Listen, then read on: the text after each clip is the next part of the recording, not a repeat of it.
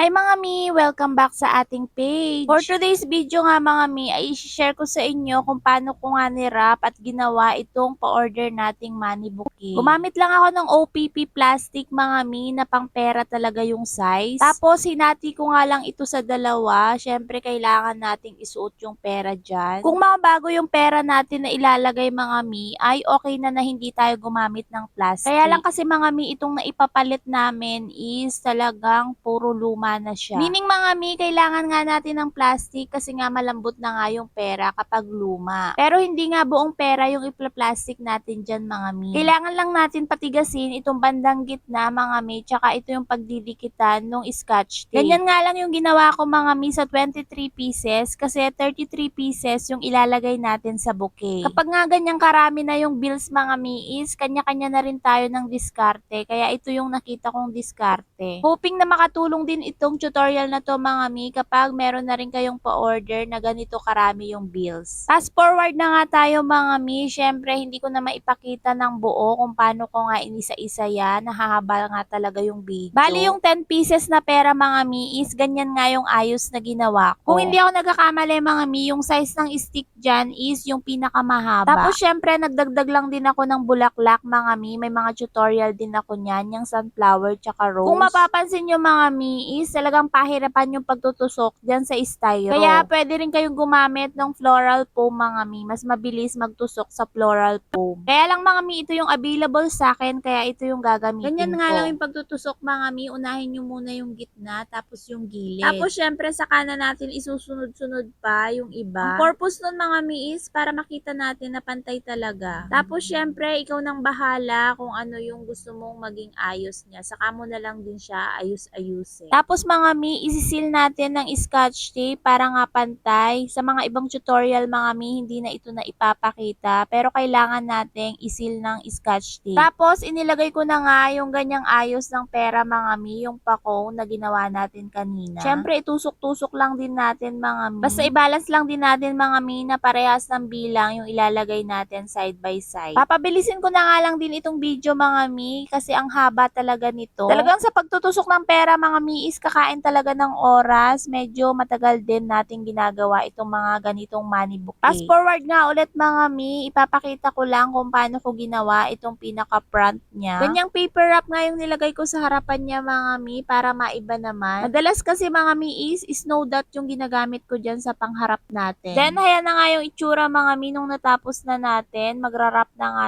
tayo. Sa pagra-wrap mga mi ay wala akong eksaktong sukat din dyan sa wrapper kasi susundin nga natin yung pinaka money bouquet natin. Tulad yan mga mi, nakita nyo naman na sinukat ko talaga dun sa pinaka money bouquet bago ako naggupit. Ganyan nga lang yung nagupit ko mga mi, konti lang, meaning napakalaki talaga nitong money bouquet natin. Red nga yung pinili kong kulay mga mi kasi pang birthday nga. Sabi kasi ni client mga mi is bahala na ako. Syempre bet na bet ko yung kulay red kaya ito na yung ginawa ko. Tapos panoorin nyo na lang mga mi kung paano ko ni-wrap. Lalagyan ko na lang ng background music.